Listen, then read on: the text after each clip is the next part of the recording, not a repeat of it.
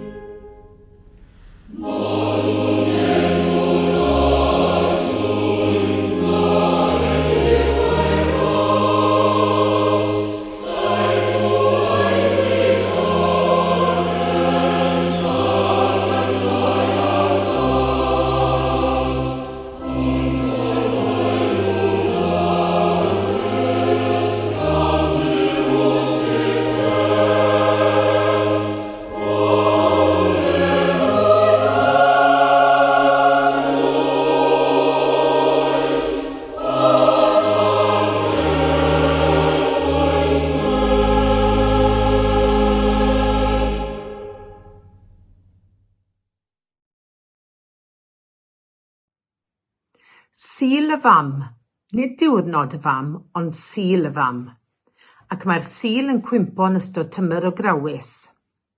Yn ôl traddodiad, mae tymor o grawys yn dymor i roi heibio rhyw bethau, yn enwedig unrhyw fwydydd bras sydd yn ein ceginau.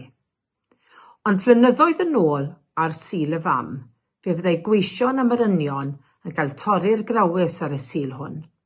Byddent yn dychwelyd adref am y dydd, a nifer ohonynt yn casglu blodau gwyllt o'r perthi ac yn ei cyflwyno i'w mamau ar ôl cyrraedd adref.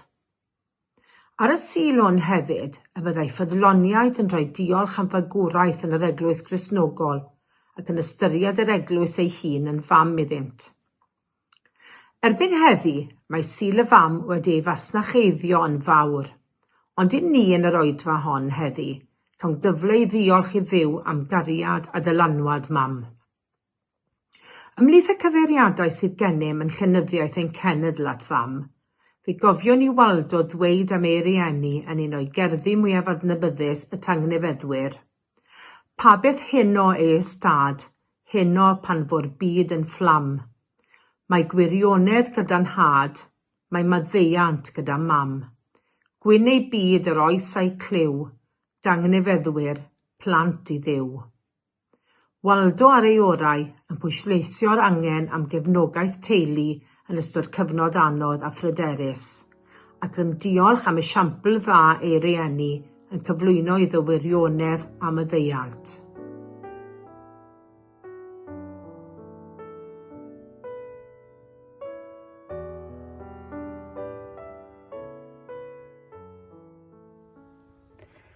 Meddai y diweddar dyblyw Rhys Niclas am ei fam ei hun. Bu fyw'n dda, bu fyw'n ddiwyd, a lle bu hon, mae gwell byd. Ac yn ogystal â chanu am ei fam, fe luniodd hefyd salm i foli'r fam. Dyma'r salm. I bwy y rhoddwyd cyfrinach a phwy a gafodd ddealltwriaeth mewn helaethrwydd? Pwy sy'n aberthu heb ddannod, ac sy'n gweini heb gwyn? Gan bwy y ceir ymynedd a sefydlogrwydd?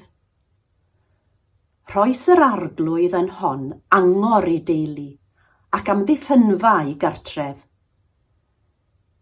Gwyn ei byd y rhai a brofod diriondeb mam, ac a feithriniwyd yng nghysgod ei dioddefgarwch. Llywodraetha ar ei haelwyd fel brenhines ar ei theyrnas. Fe wylia wrth weli heb gyfri'r oriau.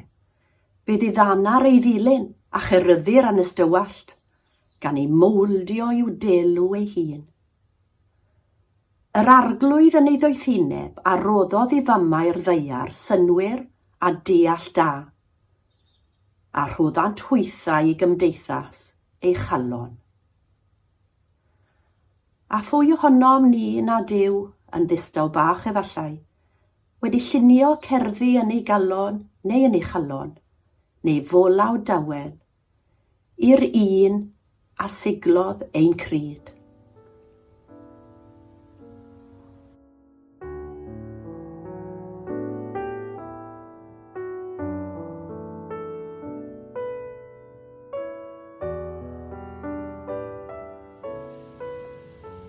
Rydym yn cael ein cyflwyno yn y Testament Newydd i'r wir fam fedrus a rhinweddol, sef Mair, mam Iesu.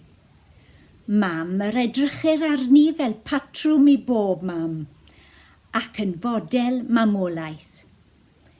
Dyw ni'n nabod Mair yn gynnar iawn yn ei hanes, pan dderbyniodd y newyddion syfrdanol gan yr angel, ei bod wedi ei bechiogi yn gorth ac y byddai'n esgor ar fab. A dyma ei emyn o fawl. Ac meddai Mair, y mae fy enaid yn mawrygu yr arglwydd, a gorfoleddodd fy ysbryd yn niw fy ngwaredwr, am iddo ystyried distadledd ei lawforwyn. Oherwydd wele, o hyn allan fe'n gwelir yn wynfydedig gan yr holl genedlaethau. Oherwydd gwnaeth yr hwn sy'n nerthol bethau mawr i mi, a sanctaidd yw ei enw ef. Y mae ei drigaredd o genhedlaeth i genhedlaeth i'r rhai sydd yn ei ofni ef. Gwnaeth rymyster a'i fraich, gwasgarodd y rhai balch ei calon, tynnodd dywystogion oddi ar ei gorseddau, a dyrchafodd y rhai distydl. Llwythodd yn ewynog a rhoddion, ac anfonodd y cyfoethogion ymaith yn waglaw. Cynorthwyodd ef Israel ei was, gan ddwyn i'w gof ei drigaredd, fel y llyfarodd wrth ei hynafiaid, ei drigaredd wrth Abraham a'i had yn drygywydd. Sgoni pagan oedd Mair yn sio'r y baban gwyn, pan oedd o'n crio.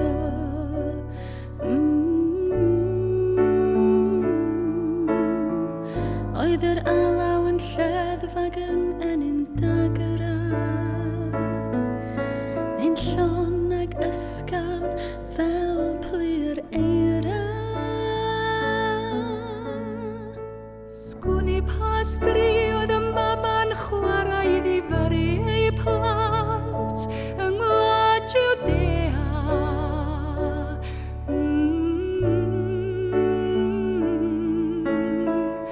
Oedd dy blentyn bach di mor wahanol, yng nghanol anghyfiawnder dynol. Beth oedd dy alaw di mai, alaw di mai, alaw di mai. Beth oedd dy alaw di mai, i'r brenin oedd yn nabod y gai.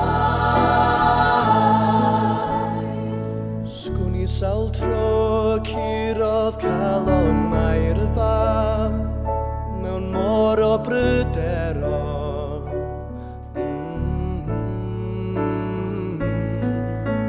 Tybed a deimlodd o feredd y cyfan wrth ffoi rhag y gelyn a'r gelyn ym mhob man.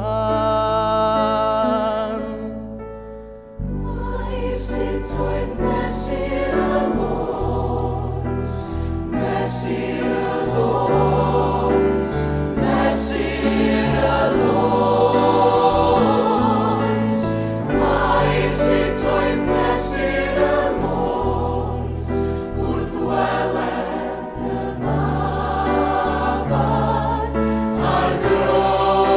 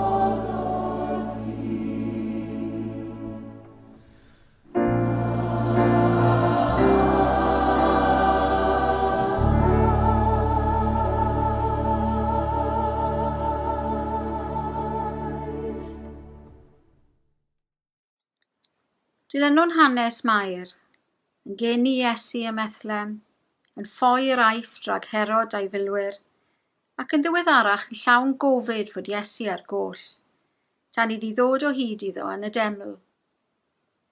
Yr olwg olaf a gawn ar Mair yw wrth droed y groes, yn gweld ei mab yn dioddef a marw. Yna traddododd Peilat Iesu iddynt i'w groeshoelio. Felly cymerasant Iesu, ac aeth allan ga'i gario ei groes ei hun i'r man a elwyr lle penglog. Yna croeshoeliasant ef, a dau arall gydag ef, un pob ochr a Iesu yn y canol. Ysgrifennodd Peilat deitl a'i osod ar y groes. Dyma'r hyn ysgrifennwyd: Iesu o Nazareth, brenin yr Iddewon. Wedi iddynt croeshoelio'r Iesu, cymelodd y milwyr ei ddillad ef, a'i rhannu'n bedair rhan, un i bob milwr. Cymerasant ei grys hefyd. Yr oedd hwn yn ddiwyniad, wedi ei wai o'r pen yn un darn. Peidiwch ei rwygo hi, meddai'r milwyr wrth ei gilydd. Gadewch i ni fwrw coelbren amdani, i benderfynu pwy gaiff hi. Felly cyflawnwyd yr ysgrythyr sy'n dweud, rhanasant fy nillad yn ei misg, a bwrw croelbren ar fy ngwisg. Felly y gwnaeth y milwyr. Ond yn ymyl croes Iesu, yr oedd ei fam ef yn sefyll, gyda'i chwaer Mair gwraig Clopas a Mair Magdalen.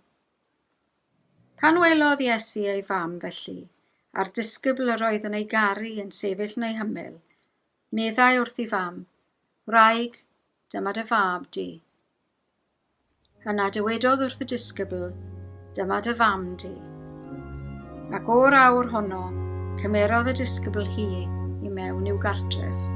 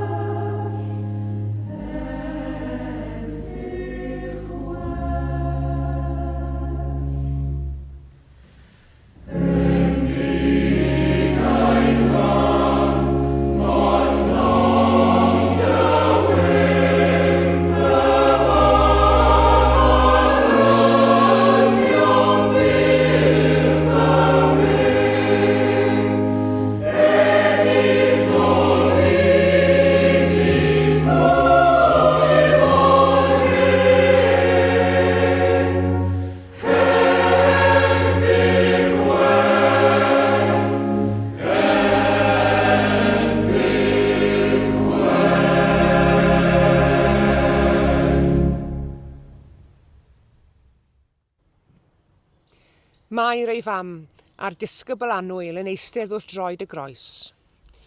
Fedrwn ni fyth a dechrau'n gyffred ar teimladau oedd yng nghalon Mair y diwrnod hwnnw, o weld i mab ar y groes. A Iesu ni gweld hi ac yn dweud wrthi, wraig, dyma dy fab di. Ac wrth y disgybl annwyl, dyma dy fam di. Ac o'r awr honno, cymerodd y disgybl hi mewn i'w gartre. A wyddwch chi fe glwson ni gyd am ryw rai oedd yn rhoi tŷ mewn trefen cyn marw, dod i pethau'n reit cyn marw. Mae'n awgrym fan hyn bod Iesu wedi gwneud yr union beth hwnnw. Un o'r pethau olaf y nath yn ystod i fywyd deiarol oedd gwneud darpariaeth ar gyfer ei fam. Mae lle gredu taw gwraig weddw oedd Mair erbyn hyn, a phryd hynny, fel heddi mewn sawl achos, oedd bywyd yn medru bod yn reit anodd i'r weddw. Oedd Iesu'n gwybod fod un wrth law allai fod y gymorth iddi, sef y disgybl yr oedd Iesu'n ei garu. Ac ni allwn ni laen y sylwi ar barch a gofal ryfeddol Iesu Grist, a hynny yn awr i ein ei hun, at yr un a ddaeth ag i'r byd. Nawr, ni'n gwybod bod y traddodiad Gatholig yn ymbil ar Mair yn ei gweddiau. Ond i'r sawl ohono ni sy'n perthyn i draddodiadau glwysig eraill, ni'n edrych ar Mair fel patrwm i bob mam ac yn fodel mamolaeth. Dydyn ni ddim yn ei addoli hi, ond ni yn ei hanrydeddu hi, oherwydd trwyddi hi daeth diwdod mewn baban i'r byd.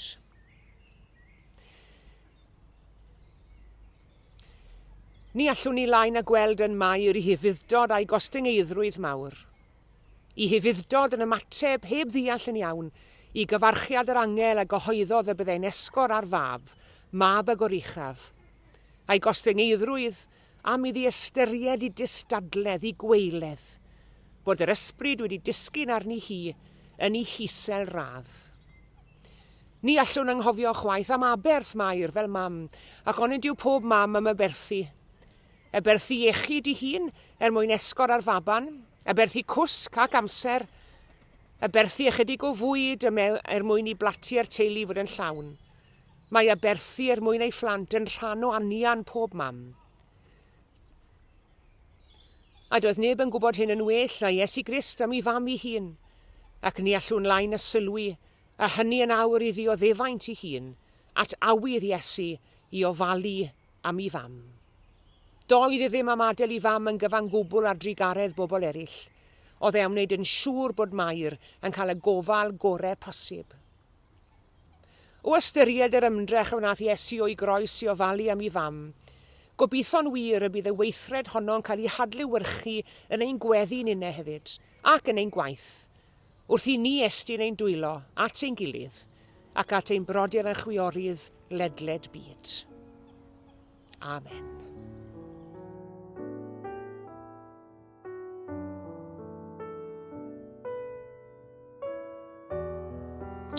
Gweddion. Ein tad, diolchwn i ti am ein cartrefi ac am ein teuluodd. Diolchwn am gael mam ein caru, i ddylanwadu arnom, un hamddiffyn, un dysgu ac un harwain. Helpa ni i werthfawrogi'r gofal a'r cariad am lygwyd tuag atom y morau oes.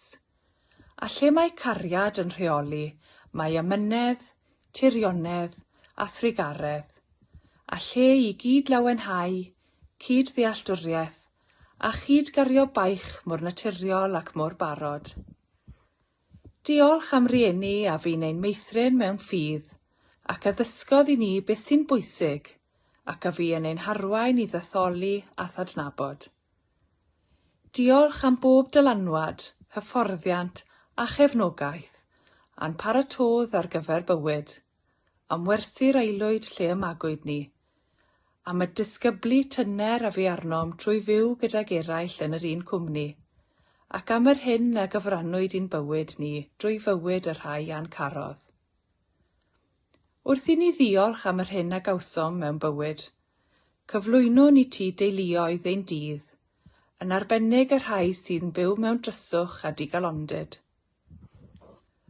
Cofiwn am holl blant y byd, nad ydynt yn gwybod beth yw cariad mam. Bydd drigarog wrth y blant ble bynnag y bod, ac yn arbennig y rhai sy'n dioddef oherwydd rhyfelodd a fiechyd, newyn, dinistyr ac eisiau. Bendithia nhw a chynnal nhw yn dy gariad. Mwyn Iesu Grist ein harglwydd, a'n dysgodd i weddio gyda'n gilydd trwy ddweud, ein tad, yr hwn wyt yn y nefoedd, sancteiddier dy enw, deled dy deyrnas, gwyneler dy wyllus, megis yn y nef, felly ar y ddeiar hefyd.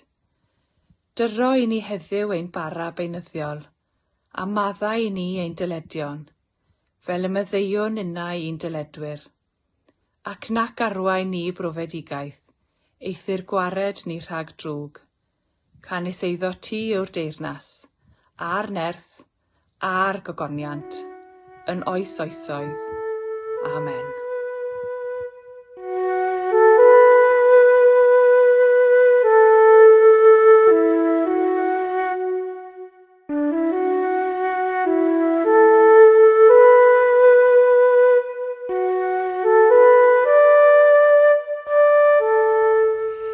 Diolch yn fawr iawn i chi gyd am eich cwmni heddi.